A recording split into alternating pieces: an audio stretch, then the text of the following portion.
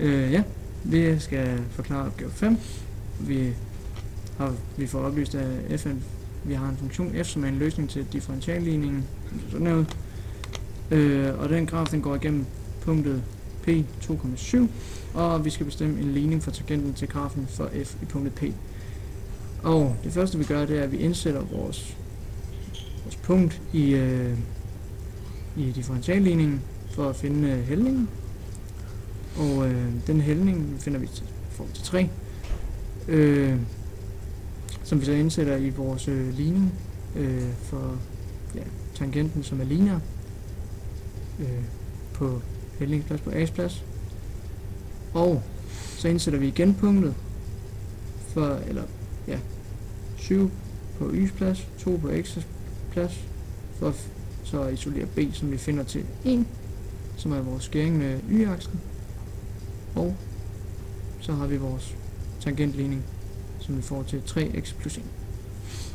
Ja, og så opgave 15. 13. Ja. Godt nok. Der skulle vi få oplyst en funktion her. Og så siger den så bestemme ligning for tangenten til grafen for f i punktet P5, f5. Og der benytter vi så tangentens ligning, som står her. Og der har vi så defineret den her op, så der kan vi bare skrive f mærke 5 gange x minus 5, som vi gør her, plus f5 og så videre. Og det får vi så til x minus halvanden. Så tangenten til grafen for f i punktet 5 har altså ligningen y lige med f af x lige med x minus halvanden. Og så får vi oplyst her, at den graf og for f afgrænses sammen med grafen for f og tangenten til grafen for f i punktet P heroppe afgrænses sammen med koordinaterne, det vi ser herovre, en punktmængde m, og den skal vi så bestemme.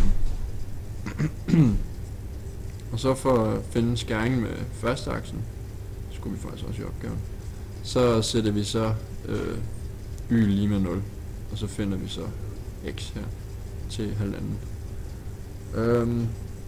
Og så så kender vi så vores grænse, så vi kan finde den her punktmængde ved at sige pi gange integralet med grænserne her, og så funktionen heroppe og så i anden, og det får vi så til 44. Og det samme gør vi med den her funktion med grænserne, grænserne 0 og 5, så vi får det hele areal her. Og de to arealer trækker vi så bare fra hinanden, så vi får punktvægtens m rumfang til 16,6. Det her rumfang.